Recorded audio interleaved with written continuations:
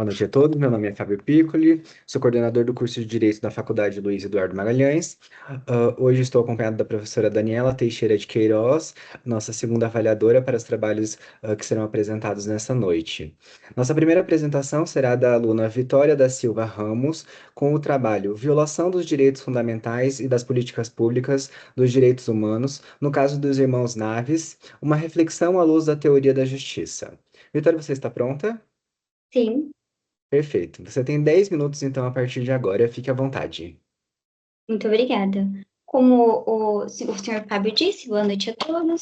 Meu nome é Vitória, eu sou aluna do curso de Direito da faculdade Uniesp, o Centro Universitário Bauruense, e eu quero desde já começar a agradecer pela oportunidade.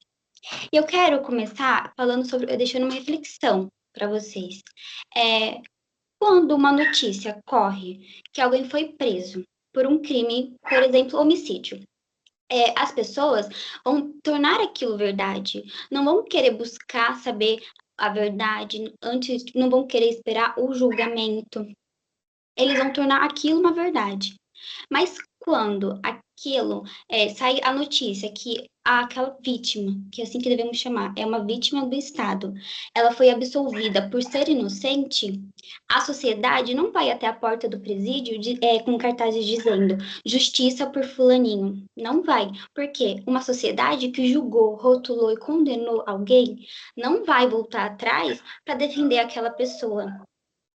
Eu falo isso é, por, porque o assunto que eu trago no meu trabalho é um assunto pouco falado, pouco discutido.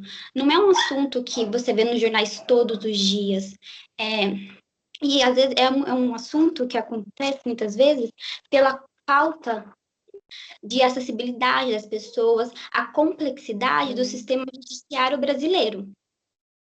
É, Essa distorção acontece muitas vezes pelas falhas e pelos erros que possuem o sistema judiciário brasileiro. Erros são comuns, sim, são comuns, mas se tornam profundos atos de injustiça quando afetam a liberdade e a vida de alguém.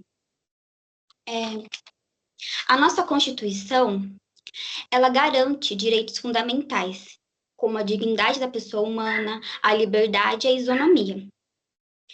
É, E nesse contexto, eu trago no meu trabalho o caso de Sebastião Naves e Joaquim Naves Rosa, dois irmãos que foram condenados injustamente. Esse caso aconteceu no Brasil de 1937. Estava na época do Estado Novo, governado por Getúlio Vargas. É quando a violência era usada como ferramenta de trabalho. E a voz do povo tinha pouco ou nenhum valor.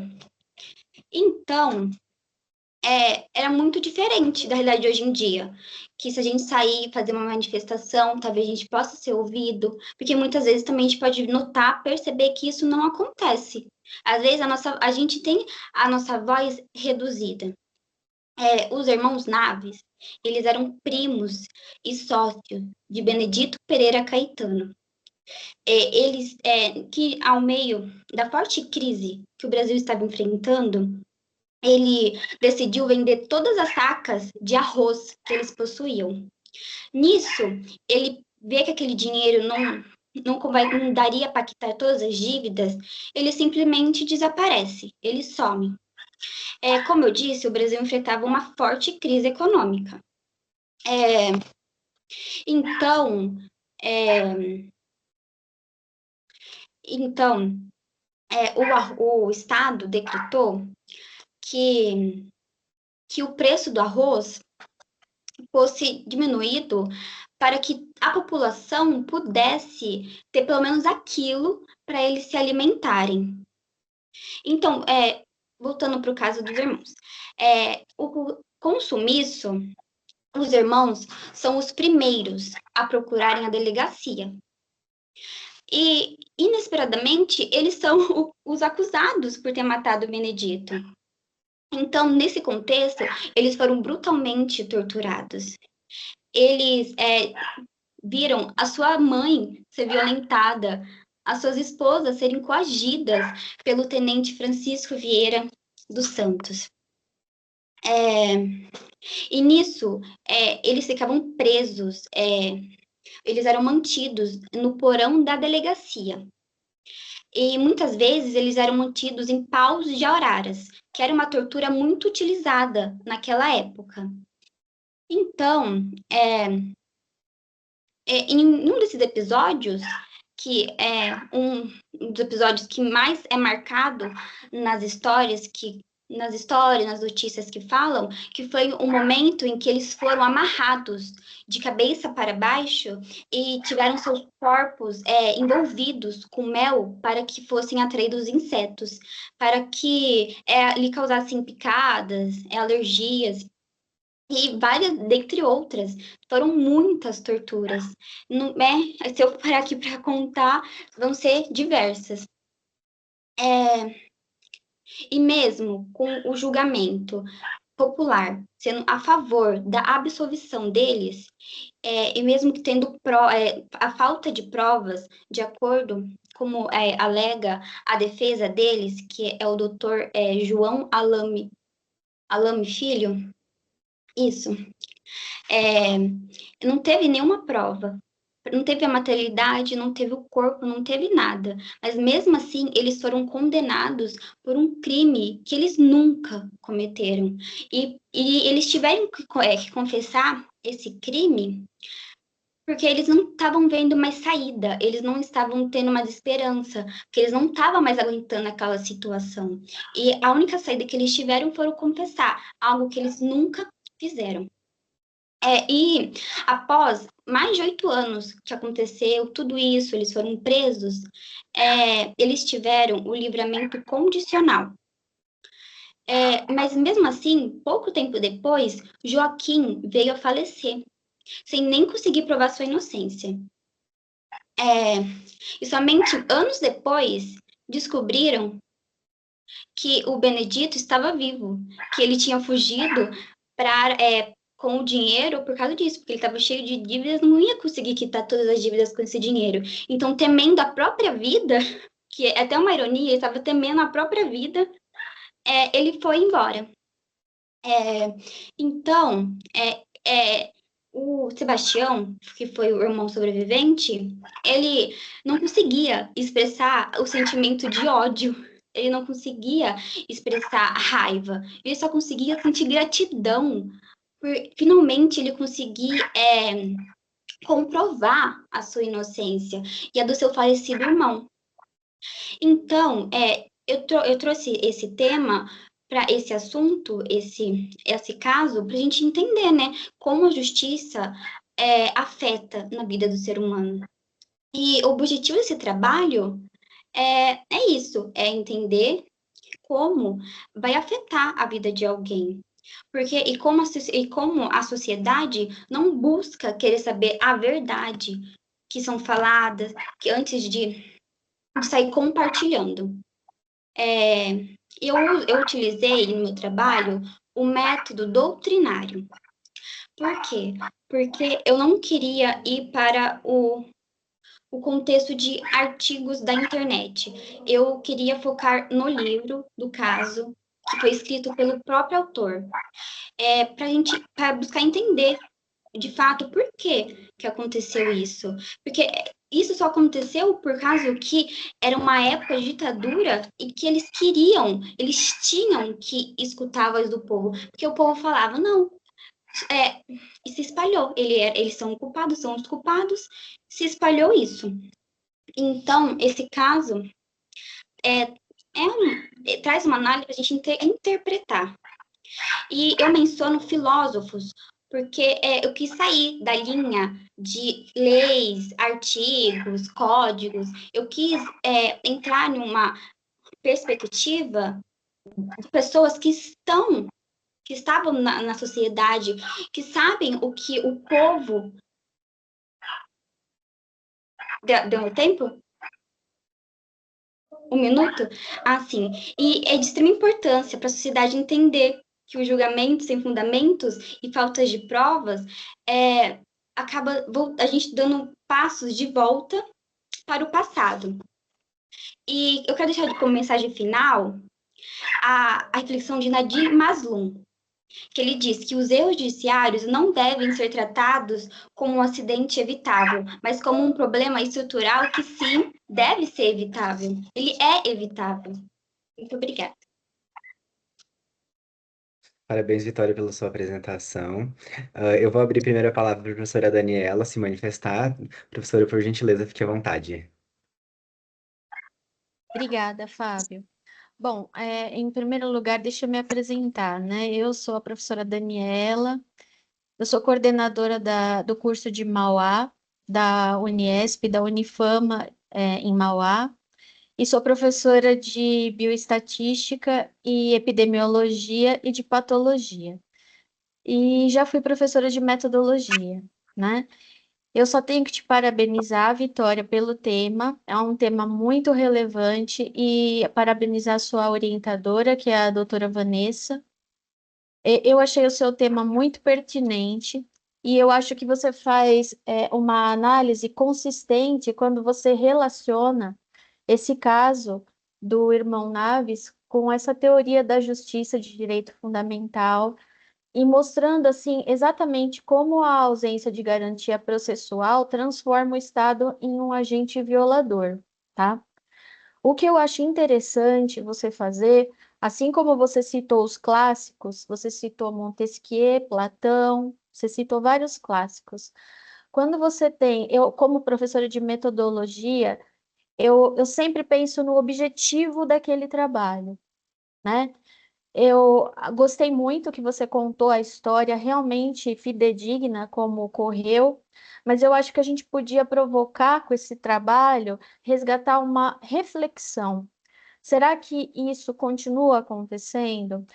E como a gente avaliaria a eficácia das políticas públicas de direitos humanos no Brasil contemporâneo, para a gente prevenir essas ações que ocorreram no passado e que a gente sabe que, infelizmente, continuam acontecendo, né? Talvez a gente não se informe tanto, porque, como você diz, a sociedade não se preocupa nessas questões, né? Mas, recentemente, eu vi um artista de televisão, um comediante, falar que ele foi confundido. E se ele não tivesse um tio advogado, se ele não tivesse vamos dizer assim, um álibi, né? Eu não sei se esse é o termo certo, porque vocês que são da área do direito aqui, mas se ele não tivesse provas suficientemente eficazes, ele poderia estar preso, né? Porque ele foi reconhecido, né? Então, assim, só tenho que te parabenizar o trabalho. Cuidado com. Eu vi seu resumo expandido, cuidado nas suas referências bibliográficas. Eu tenho que puxar a sardinha para o meu lado, né? Professora de metodologia vai olhar isso. Quando você cita suas referências bibliográficas, tenta padronizar, né? Coloca tudo certinho ali. Se você vai com letra maiúscula, autor, vai com ele até o final, tudo, porque na hora que a banca está te avaliando, ela vai avaliar tudo até o final. E uma sugestão que eu te dou, tá? Quando você vai fazer uma apresentação, eu sei que tem gente que odeia slide, né? Mas o slide, ele te dá um suporte para você falar e para você falar com mais segurança, né? Para você falar, você falou com segurança, mas ele te ajuda, ele te apoia. Então, quando você tem um slide para compartilhar, é sempre uma ferramenta que contribui muito, tá bom? Mas eu adorei seu trabalho e seu tema. Obrigada. Eu não usei slide. É que eu não sei se estava olhando para a câmera, porque eu não li. É o que eu fiquei olhando para vocês. Não sei se eu olhei para a câmera para onde eu olhei. Não, ela tá falando que você poderia ter usado slide para te auxiliar. Ah, É, para te auxiliar. eu fiz slides, só que como eu tive problema com a minha webcam, eu tive problema aqui no computador e não consegui compartilhar. Então, Pronto, não eu tem não problema. Ah, sei, mas entendi. Você fez, mas não conseguiu compartilhar. Não, é, não eu tem problema, não. fotos, eu trouxe exemplos, mas não consegui. Me perdoa. Mas, mas tá excelente. Obrigada. Eu também gostei bastante do seu trabalho, Vitória. Ele traz uma abordagem que realmente a gente, hoje em dia, no direito, a gente fecha os olhos e a gente escuta o tempo todo falar, insegurança jurídica, insegurança jurídica, insegurança jurídica. E aí, quando a gente para e pensa, será que hoje a gente está tendo casos exatamente dessa mesma forma que aconteceu com os irmãos? E a gente sabe que sim, existem vários casos, não é nenhum, nem dois, julgamentos atécnicos, julgamentos que passam por cima de determinadas legislações. Eu mesmo tenho processos meus em que às vezes eu quero surtar e falo bem assim, meu Deus, como isso tá acontecendo? E o CPC, e a lei, e o direito material? A gente acaba tendo essas questões do direito e vai muito de interpretação. A gente sabe que absolutamente para tudo a gente fala depende no direito, né? E a gente sempre faz análise, cada um interpreta de uma forma. Com relação ao seu trabalho, só tem algumas questões que eu preciso que você arrume, tá bom? Você fala bem assim, ó, atualmente na Constituição Federal de 1988. E aí, logo em seguida, você que vai fazer a referência de 1937. Você vai falar do Estado em 1937. E aí, agora você coloca bem assim, agora no Brasil. Não é agora, é antigamente. Então acho que dá pra gente encontrar uma outra palavra para substituir esse agora, porque você não tá falando de agora, você tá falando de uma questão que aconteceu lá em 1937. E aí logo em cima você falou atualmente na Constituição de 1988. E aí embaixo, quando eu fui ler agora na Constituição. Vamos trocar essa palavra? Tá bom? Procura uma palavrinha para substituir o agora. Ah, todavia, entretanto, eu não sei, tem vários sinônimos que a gente consegue usar para não colocar essa palavra, para não dar essa duplicidade, tá bom? Outra questão é que eu acho que as suas palavras-chave, você colocou caso judiciário e falhas. Eu acho que a gente poderia melhorar essas palavras-chave para que você realmente colocou no seu. Esqueci o nome, gente. No título do seu trabalho. Então, direitos fundamentais, políticas públicas, direitos humanos. Acho que essas são as suas palavras-chave, e não caso judiciário e falhas. Tá? Eu acho que as palavras-chave que você deveria usar, são essas: direitos fundamentais, políticas públicas e direitos humanos. Que é isso que hoje que você efetivamente está tratando na sua abordagem. E aí, quando a gente vai pesquisar, a gente já cai direto num texto que está falando sobre isso. E aí você só precisa modificar organizar ali as referências bibliográficas. Elas não estão, tem umas que ela começou em ordem alfabética e aí teve ali um erro, acho que você acabou colocando o Brasil depois do R, e aí tem que arrumar essa questão ah, da ordem alfabética das referências, tá? E padronizar no modelo bem certinho da BNT, conforme a professora Daniela ah, falou. Na minha parte, eu aprovo o trabalho para a publicação, tá? Somente fazendo os ajustes necessários. A gente preenche um formulário aqui, só para que todas entendam, a gente preenche um formulário que vai para a sede da Unesp, e aí, com base nisso, acho que abre um prazo para que vocês reenviem o trabalho com as correções necessárias, tá bom? Então, essas são as minhas orientações para você, tá bom, Vitória? Professora Daniela, a senhora aprova também o trabalho da Vitória? Sim, com certeza. Eu acho que a Vitória está no caminho certo. Pronto. Parabéns, Vitória. Então, seu trabalho foi aprovado, tá bom? Faça as correções que a gente passou para você e reenvie o seu trabalho para publicação, tá bom? Muito obrigada. Já anotei aqui tudinho. Para Pronto. mim eu performar, vou dar uma relida, mudar, É, trocar palavras. sempre tem um errinho, assim, quando vai para a banca, eu costumo falar para os alunos, o professor que orientou a gente, às vezes lê 1.500 vezes. A gente vai para a banca, a gente acha alguma coisa para modificar, sempre. Uhum. Então, Sempre passa uma coisinha que às vezes, sempre. até por a gente estar orientando vocês, a gente lê muito a mesma coisa e até para a gente acaba passando alguma coisa. Então, Sim. por isso que é importante isso que vocês estão fazendo hoje, porque o professor Fábio, a gente não estava tão familiarizado, então a gente acaba pegando uns percalços aí no meio do caminho. Mas tá joia. Muito Com certeza. obrigada. De nada. Parabéns, Vitória. Se você quiser continuar na chamada, tá? Agora a gente vai para a próxima apresentação. A apresentação é da Caroline Luana Bernini, Paião Emer. É Emer mesmo ou Emer? Boa noite, é Emer. Emer, pronto. Caroline, você tá pronta? Sim. Pronto. A Caroline vai apresentar hoje para a gente o trabalho, o dever da aplicação presumida da prisão preventiva por violação das medidas protetivas de urgência. Ela teve como professor orientador Renato Monteiro Pires. Caroline, você fique à vontade, você tem 10 minutos a partir de agora. Boa noite. Meu trabalho discute a aplicação da prisão preventiva nos casos de violação das medidas protetivas de urgência previstas na Lei Maria da Penha. Apesar de ser reconhecida internacionalmente, inclusive apontada pelo Banco Mundial em 2016 como referência mundial no combate à violência doméstica, a lei enfrenta um grave paradoxo.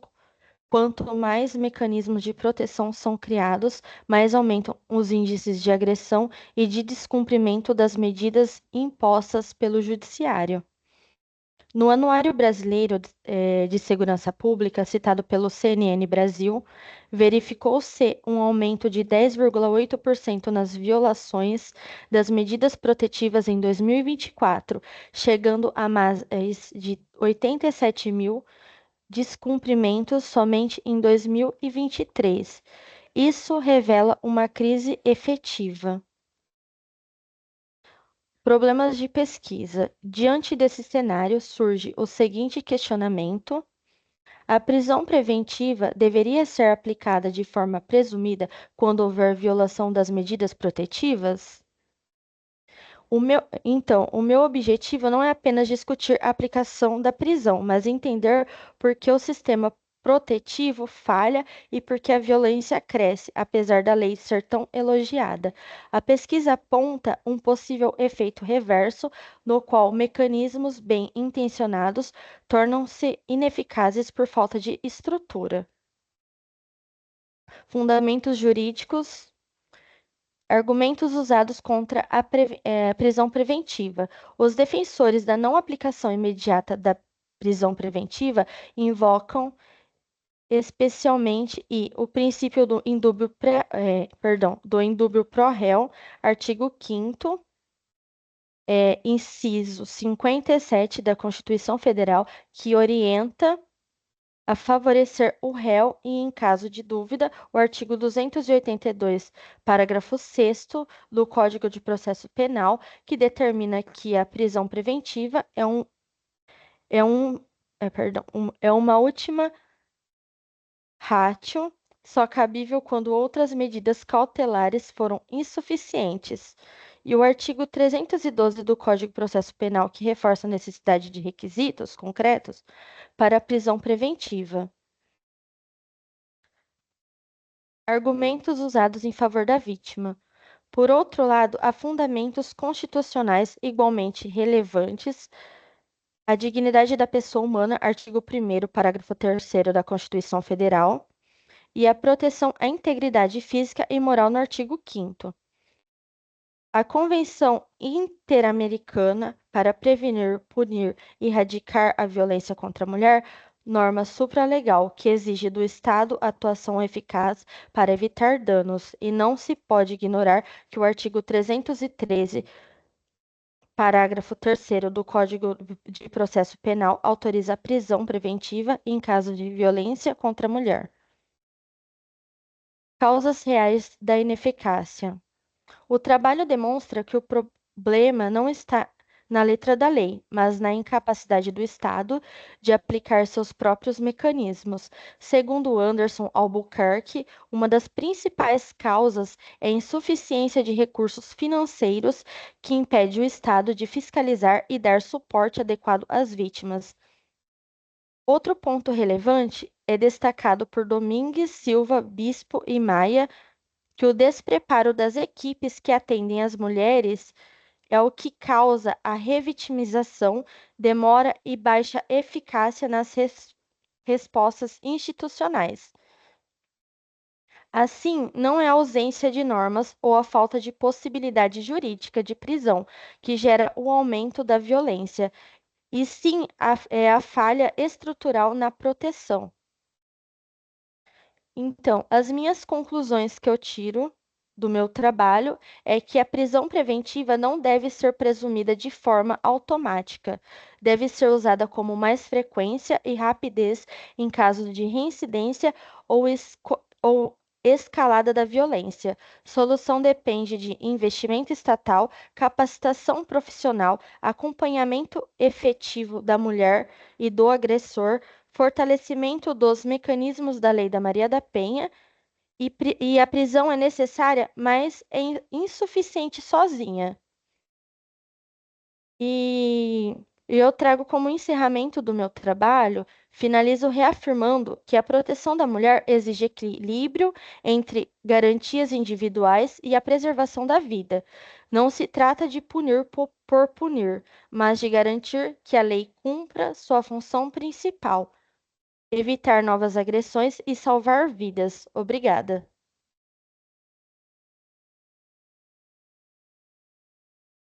Parabéns, Cloline, pela sua apresentação, muito boa.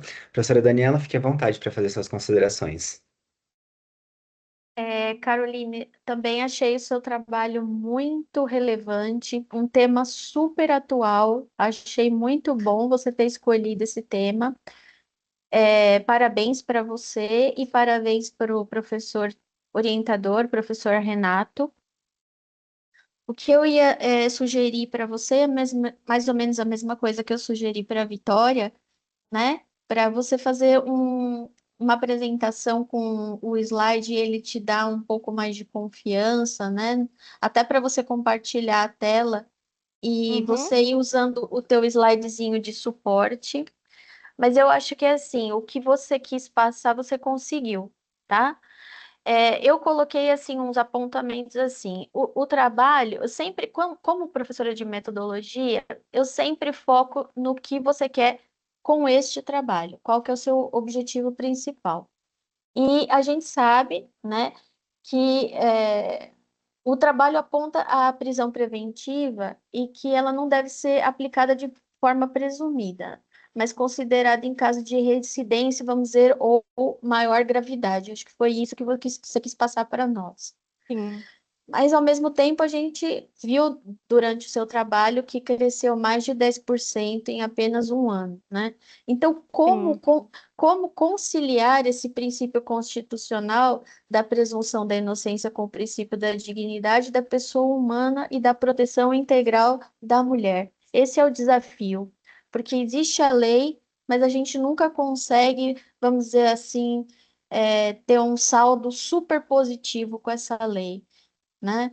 Então, lógico, eu não sou professora de direito, não tenho a habilidade para falar com você sobre esse conteúdo, mas tentar te passar, afunilar o seu tema para quando você falar realmente assim, soluções, pontuar os defeitos. Acho que isso ia ficar muito legal dentro do seu trabalho, porque o que a gente vê em mídia social, vê em internet, é sempre este agravamento, né? Que a vítima às vezes acaba tendo um saldo negativo, né? Mesmo a pessoa tendo denunciado, tendo ido até as vias de fato da polícia. Antigamente tinha até um botão, eu não sei se ainda existe hoje, né? Acho que ainda existe, né? Sim, Existe, né? Mariana fez que sim, o professor Fábio também. Então, eu fico pensando assim, por que que hoje em dia isso ainda acontece, sendo que a gente tem todos esses mecanismos a nosso favor? Enfim, adorei o tema que você escolheu. Parabéns. muito Da parte, obrigada. imagina, da parte da metodologia, eu vejo que você cita muitos autores, né? Você fala com bastante embasamento, cita vários artigos. O que quem está vendo o seu trabalho percebe que você está embasada cientificamente com coisas assertivas, com dados corretos. Eu acho que quanto mais recente é a sua referência bibliográfica, mais te dá respaldo de falar de um tema tão atual como esse, tá ok? Sim, Mas achei muito boa a sua apresentação e seu tema. Obrigada, Fábio. Parabéns, Carolina. muito obrigada. Perfeito, vamos lá. Caroline, eu participei de uma banca de TCC tem mais ou menos uns 20 dias e tinha uma temática muito parecida com essa. A diferença é que eles estavam questionando a integridade da legislação, se essa legislação ela era efetiva para fins da mulher. E aí, quando a gente entrou na discussão ali na banca, para entender o trabalho efetivamente do aluno, eu sempre deixei muito claro que, assim, a lei ela não é ineficiente. Ela é tão eficiente que muitas vezes ela prende uma pessoa sem nem ter efetivamente um acontecido. Às vezes existem comunicações falsas. Na cidade que eu resido, eu estou em Brasília hoje, mas na cidade que eu resido, em Luiz Eduardo Magalhães, depois, inclusive, vocês podem pesquisar no Google, a gente teve uma situação onde, e a gente tem alunos da faculdade que trabalham dentro do NEAN, e aí, assim, chegaram contando e acabou vindo a público, porque a delegada foi na rádio para falar bem assim, olha, qualquer comunicação de crimes que não tenha ocorrido, eu vou fazer denunciação caluniosa e a pessoa vai responder um processo Uhum. judicial. Porque o que aconteceu na situação em específico? Essa mulher, aí eu vou contar a situação para vocês, então vai ser Sim. exatamente o que foi divulgado lá na cidade. Essa mulher, ela saiu do trabalho às 11 horas da manhã e ela simplesmente desapareceu. Uma mulher casada e tudo mais, desapareceu. O marido mandava mensagens para ela e simplesmente ela não respondia. Não recebia as mensagens, ele começou a ficar preocupado. 2 horas da tarde, ele começou a mandar mensagem para a esposa para saber o que estava acontecendo, onde ela estava, mandou mensagem para os colegas de trabalho, ela não estava no trabalho, ela não estava em nenhum lugar. Aí ele pensou, morreu. Aconteceu alguma coisa, um acidente, e eu não estou sabendo desse acidente. Essa mulher, ele chega em casa, 5h30 da tarde, e essa mulher já está dentro de casa, com o celular desligado, e com várias roupas em cima da cama rasgada. Ah, e aí ele pergunta o que aconteceu. Aí ela fala: Eu fui estuprada por um colega de trabalho. E ela descreve o colega de trabalho e tudo mais, e aí ela tava com roxos, no corpo todo, assim, é realmente como se tivesse sido estuprada. E aí, o acontecido foi o seguinte: o marido foi na delegacia, procurar a delegada para contar a situação. Olha, aconteceu determinada situação, enfim, eu estou preocupado. E a delegada, óbvio, foi lá e buscou a mulher para entender o que estava acontecendo. Ah, quando essa mulher chega na delegacia, ela conta toda essa história, descreve um colega de trabalho efetivamente que estava dentro que assim, trabalha com ela e tudo mais. E aí se descobre que esse cara ele nem tinha saído da empresa. Durante toda a tarde ele estava dentro da empresa trabalhando. E a sorte dele é que tinha as imagens das câmeras de segurança da empresa. E aí passou 2 dias dessa situação. No outro dia conduziram o moço para a delegacia, enfim, fizeram os interrogatórios, pediram as imagens de câmera para a empresa. Ele falou, assim, nunca nem mandei uma mensagem para essa colega de trabalho. E aí, no terceiro dia, ali no segundo para o terceiro dia, ela vai até a delegacia e conta que efetivamente ela não tinha sido estuprada, que ela realmente tinha ido transar com um colega de trabalho e tudo mais, que era um outro colega de trabalho também casado, e que ela tinha mentido, a situação, que ela realmente não tinha sido estuprada, que ela foi por livre e espontânea vontade, nananana, aí disse o nome da pessoa.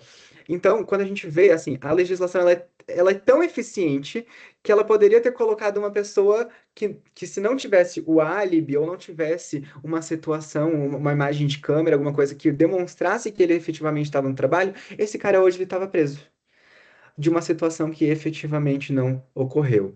Então, o seu trabalho ele vem para fazer essa modificação. Olha, a legislação é tão eficiente que, às vezes, uma pessoa que nem aconteceu determinado crime, ela já está lá como culpada, já sai na mídia, enfim. E a gente sabe que hoje a mídia ela é muito cruel para absolutamente tudo. Infelizmente, antigamente a gente tinha a questão de, era o jornal quem falava. Era o jornal que levava a situação para a comunidade. E hoje não, hoje eu pego meu celular aqui, eu posto uma foto nossa daqui e conta uma determinada situação, e se eu tirar do contexto essa situação, imagina que tirou do contexto essa história que eu contei para vocês.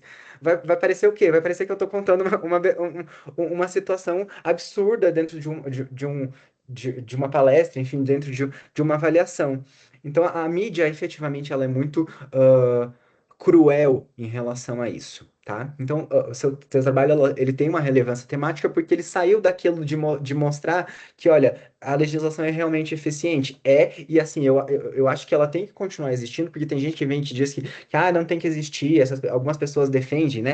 É uma legislação muito bruta com as pessoas, mas eu acho que não, acho que assim, o papel que ela se preza, ela cumpre, e cumpre muito bem, ao ponto de até levar pessoas que não deveriam ou que não cometeram determinados crimes, e aí no curso da investigação consegue descobrir, mas a gente já teve situações específicas em que descobriu-se o erro, né? Com relação ao seu trabalho, eu vou fazer algumas orientações, tá? Para você fazer de modificação. Ali onde está orientador, professor, Renato, tira o professor e coloca a titulação do professor, especialista Renato, mestre Renato, não sei qual é a titulação do professor Renato. Então, tira o professor e coloca a titulação desse professor, Ele é tá bom? advogado. Mas ele provavelmente deve ser especialista já, ou não? Ou é Ele é, recém-formado? ele é especialista em direito penal. Pronto, então você vai colocar ESP. Renato Monteiro Pires, tá? Se ele aí só confirma, se ele não for especialista, aí você só deixa o orientador Renato, o nome dele. Mas se ele tiver a titulação, isso vale para a Vitória também e para a Mariana também. Então já vejam se no trabalho de vocês tem essa questão para botar a titulação do professor, tá bom? Ali, no meio do seu texto, você fala bem assim: a caótica problemática traz reflexes. Eu acho que você queria falar reflexos, tá? Ah, Então, a caótica problemática traz reflexos não só na busca de mecanismos. Só foi uma errinha de português ali, o O pro E. Lá embaixo, no parágrafo como princípios constitucionais, em que os defensores da não aplicação da prisão preventiva, né? Você cita indúbio pro réu. Indúbio pro réu é uma expressão em latim, então ele tem que estar em itálico, tá? sim. Deixa eu ver mais. As suas palavras-chave também a gente vai ter que modificar, tá? Você botou preventiva, protetiva e soluções. Mas o que é preventiva? É medida preventiva, tá? Então, bote aí. Medida preventiva.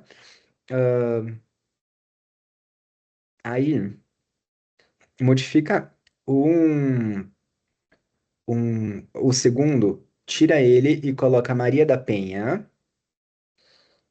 E, deixa eu verificar aqui para a gente alterar. Medida protetiva, Maria da Penha e. ah, deixa eu ver. Violência doméstica, tá? Modifique para esses três palavras-chave que eu acho que ela fica mais condizente com a temática que você está trabalhando, tá bom? E aí fica mais fácil também quando a gente for pesquisar para a gente identificar bem certinho o seu trabalho, tá bom? No mais, da minha parte, seu trabalho está aprovado para publicação, tá bom? Faz as modificações e da mesma forma que as demais, envia para correção. Professora Daniela, a senhora aprova o trabalho da Caroline? Aprovo sim, Fábio. Eu acho que as colocações que você está fazendo são super pertinentes para as meninas. Quando eu li o trabalho da Caroline, eu visualizei também essas palavras-chave. Eu falei assim, nossa, o trabalho dela precisaria ter Lei Maria da Penha de palavras-chave. Sim. Então, presta bastante atenção, Caroline, nessas correções que o professor Fábio está te fazendo, porque ele, melhor do que ninguém, para te falar, a hora que você digitar essas palavras, aí a pessoa vai achar teu trabalho rapidinho, tá bom? Sim. E E eu aprova tenho o um trabalho, sim. E é um trabalho com muita relevância, porque sai daquela padrão, sabe? De sempre falar, Sim, mas a legislação é muito punitiva e tal. Foi pro lado efetivamente. Vamos entender o lado do cara que está sendo acusado também? Porque às sim, vezes ele, sim. ele, tam- ele tem toda uma questão, ele trabalha, enfim. Não que eu esteja passando pano, jamais, eu não passo pano para Sim, homem sim. que bate em mulher ou que bate em qualquer pessoa, seja lá em que for. Eu não sou nada a favor de briga. Mas a gente foi, esse seu trabalho ele foi efetivamente para um lado muito bom e eu gostei bastante, tá bom? Parabéns, Caroline. Só agora Muito fazer as obrigada. modificações, tá bom? Parabéns, Caroline. Bom, Obrigada. Mariana, sua vez agora está pronta. Eu posso Tá sair da sem áudio. sala? Pode sim, fica à vontade. Ok, obrigada. Tchau, tchau, gente. Por nada. Conseguem me ouvir? Agora sim. Agora sim? Pronto. Posso iniciar? Você tá pronta? Estou, professor, obrigada. Pronto, deixa eu só te apresentar. A, a gente vai escutar o terceiro trabalho, que é Medidas Despenalizadoras no Direito Penal Brasileiro, análise de seus impactos na formulação e execução de políticas públicas locais. Quem vai apresentar é Mariana Garcia Verardo Campos, com orientação do professor Renato Monteiro Pires. Por gentileza, fique à vontade, você tem 10 minutos a partir de agora. Primeiramente, boa noite, excelências. Peço já desculpas por ter sinalizado durante a exposição da doutora Daniela, né? Justifico porque eu trabalho na primeira vara de violência doméstica aqui da cidade de Bauru, né? Nós temos aí, nós sabemos, usamos diariamente esse aplicativo que a doutora mencionou, que é o SOS Mulher. Iniciando, então, a exposição do meu trabalho, como o Dr. Fábio já me iniciou, eu busquei, então, nós temos dentro do sistema penal algumas medidas que são chamadas despenalizadoras. Por quê? Porque elas não implicam no encarceramento da pessoa que comete algum delito. Tem alguns delitos que são de menor potencial ofensivo, ou tem penas menores que cabem a aplicação de medidas que não são as privativas de liberdade, né? E muitas vezes, algumas dessas medidas, né, que são chamadas dentro do direito penal de despenalizadoras, são os institutos da transação penal, ou da suspensão condicional do processo, ou do acordo de não persecução penal. Dentro dessas condições que são impostas à pessoa que está sendo apenada, né, de certa forma, nós temos comumente a imposição da pena de prestação pecuniária, né, que seria uma prestação, o pagamento de valores, né, que, de acordo com a resolução 558 de 2024 do CNJ, preferencialmente elas serão destinadas à vítima. Contudo, na ausência de vítima, nem todos os delitos eles têm uma vítima, né? Às vezes a vítima é a saúde pública, ou a vítima ela pode ser a sociedade. Então, nesses casos, essa prestação pecuniária ela é destinada geralmente a uma conta, né, judicial chamada de conta PPP, né, que são as contas de prestação pecuniária. Então, o meu trabalho, ele buscou entender de que forma, para onde vai esse dinheiro, né, de forma simples, para onde vai esse dinheiro? Essas pessoas, elas vêm, tem a imposição dessa pena de prestação pecuniária, quando elas depositam esse dinheiro, fazem esse pagamento, para onde esse dinheiro efetivamente está indo, né, no município de Bauru? Para onde as varas criminais estão destinando essas verbas, esses recursos, né? E qual é se a aplicação desses recursos no município, ela está respeitando, está indo de acordo com o que está disposto na resolução do CNJ, né? Das finalidades específicas de destinação, que sejam destinadas a projetos sociais, a investir na ressocialização dos apenados, né? Foi nesse sentido. Então, o problema levantado, como eu disse, foi em relação a qual seria a destinação desses valores no município de Bauru e de que forma esses valores serviriam de fomento à implementação das políticas públicas no município, né? A metodologia que eu utilizei foi a partir da análise de documentos, notícias e a pesquisa de processos administrativos no ESAGE, que tratem da destinação dessas prestações pecuniárias. Inclusive, a partir dos resultados que eu tive, né, das pesquisas que eu fiz desse trabalho, fiz a elaboração também de um artigo, né, esmiuçando melhor, né, que vão um pouco além do que eu apresentei no resumo expandido, né. Eu trouxe mais a parte teórica, mas essa parte prática de realmente entender para onde estão indo essas verbas, eu detalhei melhor no artigo que foi elaborado, e eu vou trazer aqui para os senhores os resultados que eu encontrei. Então, eu fiz essa pesquisa, né, os resultados encontrados, né, encontrei processos administrativos destinando essas verbas na esfera estadual, majoritariamente a 3 projetos desenvolvidos no município, né, o projeto Comini, o projeto Guri, que já é um projeto de âmbito estadual, e ao SEAC, que é o Centro Espírita Amor e Caridade, que é uma organização que, inclusive, idealizou esse projeto Comini, que é desenvolvido aqui na cidade, né. Esse projeto, ele destina, o projeto Comini, né, em específico, ele destina as verbas a famílias de pessoas que estão, geralmente homens, né, que estão no sistema penal, né, estão privadas de liberdade.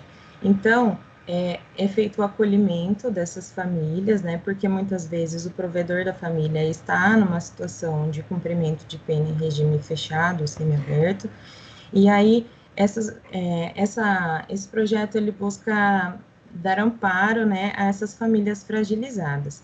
Então, esse projeto em específico, ele atende cerca de 100 famílias no município, e ele recebe, né, pelo que eu consegui, através da minha pesquisa, localizar a destinação de pelo menos 3 processos administrativos destinam as verbas dessas prestações pecuniárias a esse projeto, né. Entre outros projetos, no âmbito da Justiça Federal, no município de Bauru, também localizei a destinação dessas verbas de prestações pecuniárias a outros projetos. Um deles é destinado a crianças, né? Outro, aqui, a uma iniciativa chamada Futebol em Ação, que busca prevenir a criminalidade e o uso de substâncias psicoativas em crianças e em adolescentes através da promoção do esporte.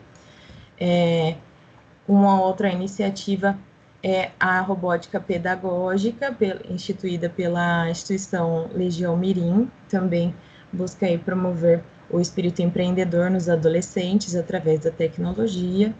E tem um projeto também que foi amparado pela verba da prestação pecuniária no âmbito federal, que foi promovido pela Secretaria Municipal de Saúde de Bauru, que é a capacitação em acolhimento a mulheres vítimas de violência doméstica, que busca também qualificar os profissionais que atuam nas áreas de saúde, judiciário e da segurança pública, né, os servidores municipais, busca qualificá-los através de cursos e treinamentos para que eles possam fortalecer a rede de apoio para acolher essas mulheres no âmbito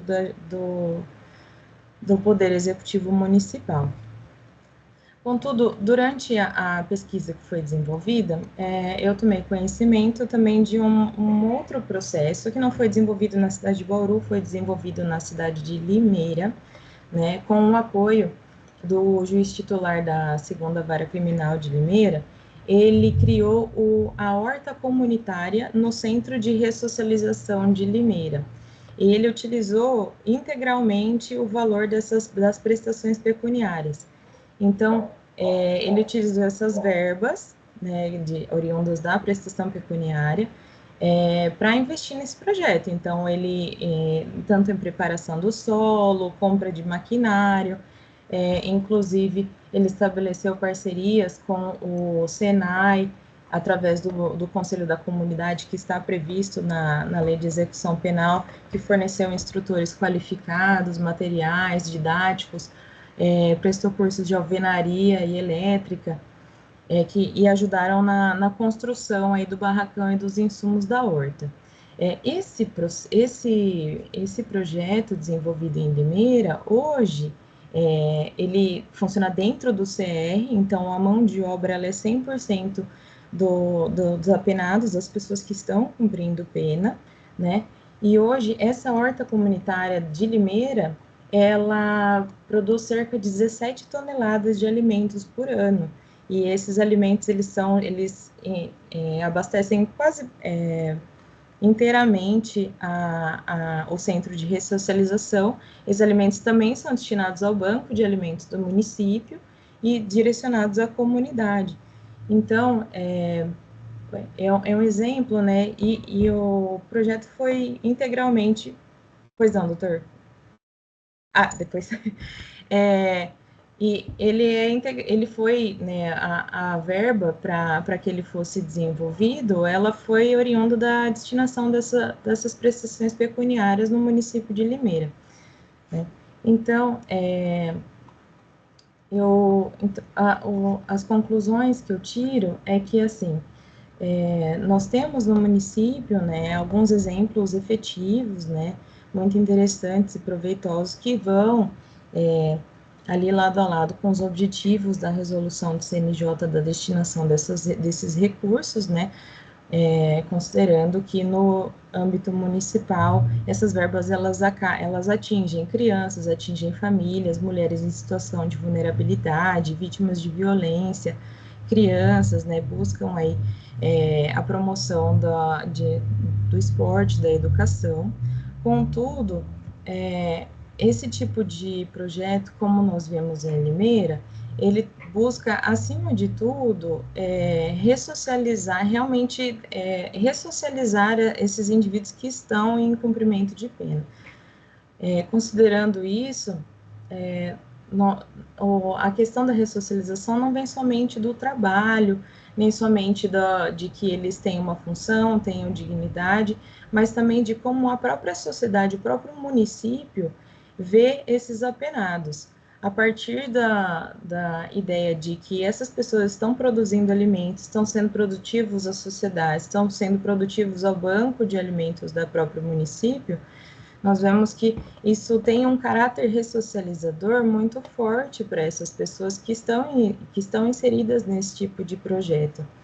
Então, a conclusão que nós temos é que essa análise evidencia que a aplicação das verbas no município de Bauru contribui, sim, de maneira significativa no fortalecimento das políticas públicas, mas, em paralelo, observamos que essa iniciativa desenvolvida no Centro de Ressocialização de Limeira, ela revela que existe uma preocupação efetiva com a reintegração social das pessoas privadas de liberdade, né? Apesar da relevância social dos projetos que geralmente são finalizados por essas prestações pecuniárias, uma iniciativa voltada para a ressocialização, para implementação dentro de unidades prisionais, né, elas são efetivas e impactam positivamente na redução da reincidência criminal. Existe até um estudo que demonstra que o índice de reincidência nas penitenciárias, centros de ressocialização, que tem projetos voltados para realmente ressocializar e reinserir essas pessoas, demonstram que a taxa de reincidência ela é baixíssima, né? Ela é menos de 15%. Além disso, esses projetos reforçam que a ressocialização ela vai além da disciplina institucional. Ela promove uma verdadeira reconstrução de identidade, o resgate da autoestima e o fortalecimento da dignidade da pessoa humana, até mesmo essa questão de como os reeducandos são vistos e percebidos pela sociedade. Então, as conclusões que eu tiro, né, da pesquisa realizada é que tem as medidas, em que pese as medidas elas são ditas despenalizadoras, né, elas implicam em uma certa penalidade, né, a pessoa que recebe o dever de prestar essa prestação pecuniária, né, contudo, onde esses valores são empregados também deve transmitir, né, de certa forma, a preocupação do Estado em ressocializar e reinserir essas pessoas promovendo não somente o caráter punitivo do direito penal, mas principalmente o ressocializador. Então, seria nesse sentido as conclusões que eu tirei, né? Nós temos exemplos muito importantes, né? Os projetos desenvolvidos no município são de suma importância, né? E eles devem continuar, contudo, esse tipo de projeto, como nós observamos no caso de Limeira, ele, mesmo sendo um pouco mais ousado, ele demonstra que é possível, sim, mudar o caráter, fazer esse tipo de ressocialização efetiva, né? Não somente ali em grupos específicos ou somente no âmbito dos CRs ou das penitenciárias, mas em toda a comunidade local.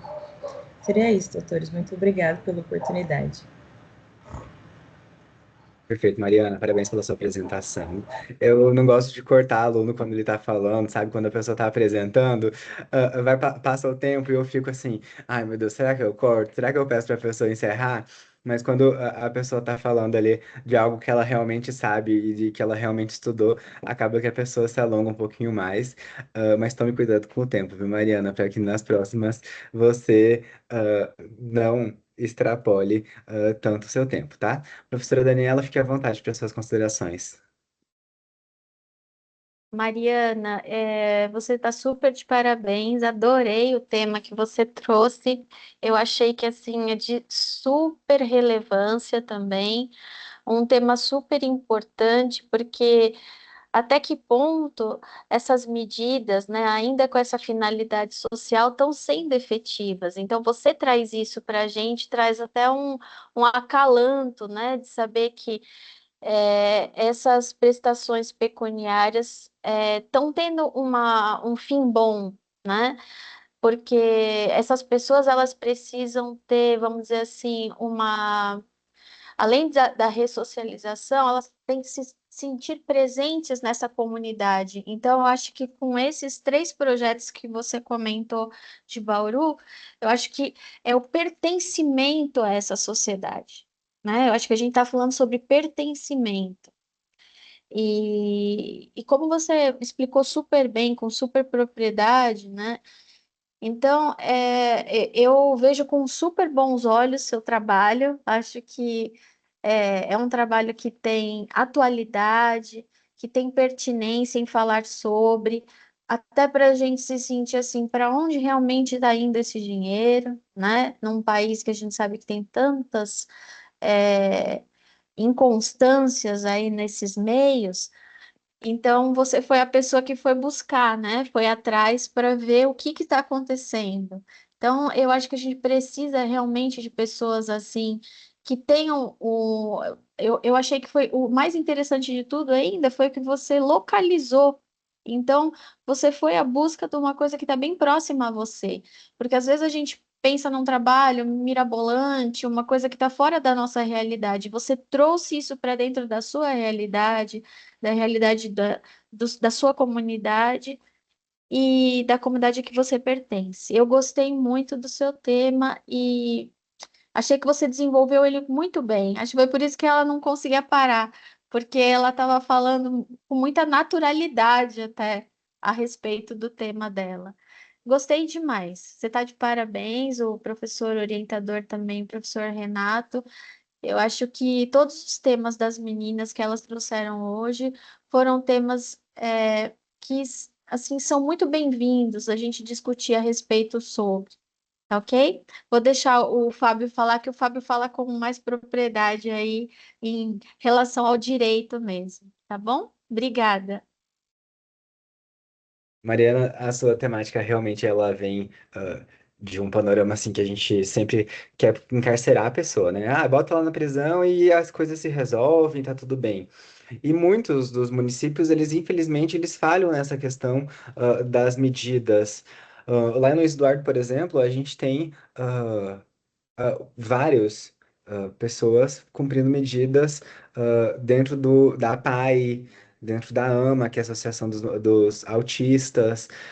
O dinheiro que é arrecadado das condenações judiciais e tudo mais, eles são todos destinados a estes órgãos públicos, essas entidades de classe, nem sei se é entidade de classe, mas ali nessas instituições que fazem efetivamente um trabalho muito bem feito.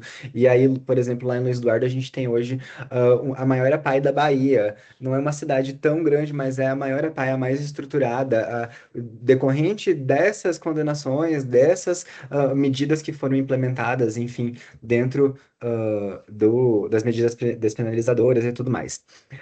Então, tá de parabéns pelo seu trabalho, ele realmente tem uma relevância muito interessante. E saber para onde o meu dinheiro está indo, ou, na verdade, o dinheiro daquela pessoa, ou do trabalho que ela está fazendo, que está sendo bem empregado, é muito importante para a sociedade, tá? Com relação ao seu trabalho, sursi, eu tenho que, é em latim, então tem que estar em itálico, tá? Anota aí para fazer a correção. Ah, mulher, pelo amor de Deus, tira aqueles travessão que tá lá no seu trabalho. Tem dois travessão lá que ele dá a cara de ChatGPT ultimamente, entendeu? Então, pelo amor de Jesus Cristo, apaga aqueles dois travessão, porque eu geralmente pergunto para as pessoas, quando na sua vida você usou travessão até hoje? Aí geralmente as pessoas falam, uma vez na vida. Quando lá dizem que usaram alguma vez. E uma característica dos resumos do ChatGPT e tudo mais acaba sendo essa indicação de travessões e umas palavras como requer-se, que não existe na língua portuguesa, enfim. E tem uns probleminhas ali de gramaticais, tá bom? Então retira, pelo amor de Deus, esses dois travessões ali e bota entre vírgulas, então, do total do sistema penal, vírgula, entendido como sua completa eliminação, vírgula, tá bom? Outra questão que eu entendi que no seu trabalho que você quis fazer uma abordagem mais teórica, né? Ah, mas eu juro para você, quando você chegou lá na parte de bem assim, ó, verifique-se assim a existência de diversos projetos em andamento no estado de São Paulo, eu fiquei coçando para saber quais eram os projetos. Então, eu acho que a gente pode encaixar ali dentro desse mesmo parágrafo, tá? Quais são os projetos que estão sendo ajudados? Porque já mata a minha pulga.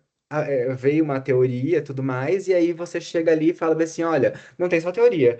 Dentro do meu trabalho, eu indiquei quais são os projetos. E aí vai fazer com que a pessoa ela fique curiosa para saber e ler mais ainda do seu trabalho. Porque assim, quando eu li ali no estado de São Paulo, aí eu falei, nossa, meu Deus, eu vou ter que ler o trabalho dela agora inteiro, completo. E aí onde eu vou achar esse trabalho? Porque eu não sei hoje onde está publicado o seu trabalho. Então eu ia ter que caçar o trabalho para conseguir ler e entender bem certinho o que foi no município de Limeira, quais foram os projetos e tudo mais. Então, eu acho que nesse parágrafo você consegue encaixar perfeitamente ainda dentro da quantidade de palavras que são pedidas dentro do artigo, a indicação do município que você fez a pesquisa e também de quais são essas instituições que estão sendo ajudadas, que daí já me mata, assim, sabe? O curioso, a pessoa curiosa que quer saber o desfecho final, eu acho que precisa disso, e aí depois se a pessoa efetivamente ela entender, ponto, agora eu quero entender melhor a situação do trabalho, aí a pessoa vai lá e ela lê o trabalho completo. Mas eu acho que para fechar o seu trabalho, precisa dessa questão de indicar ali o município e também quais são os projetos que foram ajudados, tá bom? No mais, o seu trabalho está super bem estruturadinho, as palavras-chave estão, para mim, super dentro da realidade do seu trabalho, tá bom? E aí, da minha parte, o seu trabalho está aprovado para publicação, tá bom? Aí só comente com as alterações que foram indicadas aqui na banca. Tá bom? Professora Daniela, a senhora aprova o trabalho da Mariana? Super aprovo. Tá Pronto, então, excelente. tá. Muito Então a gente obrigada, professores. Obrigada. De nada. Então a gente encerra hoje nossas apresentações, parabenizando todos que estiveram aqui, agradecendo a professora Daniela pela parceria, e pela disponibilidade de tempo estar aqui avaliando. A gente sabe que Obrigada. às vezes a gente entra em determinados desafios, inclusive de avaliar coisas que a gente não é da nossa área, mas é sempre interessante ver a perspectiva da outra pessoa, da outra Sim, área, e sim. fazer com que a gente consiga crescer ainda mais a pesquisa científica no nosso país, que realmente precisa cada dia mais. Eu agradeço às meninas por terem inscrito os trabalhos de vocês. Professora Daniela, se tiver alguma consideração, fique à vontade antes da gente encerrar. Imagina, eu que agradeço a oportunidade.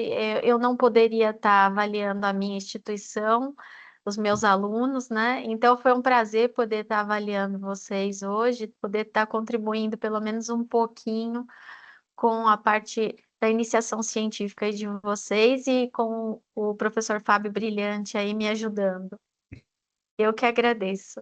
Perfeito. Muito obrigado, professora Daniela. Muito obrigado, minhas meninas que estiveram aqui hoje à noite. Dou por encerrado, então, as apresentações dessa noite e desejo um bom final de noite. Amanhã é feriado, então vão descansar um pouquinho, tá bom?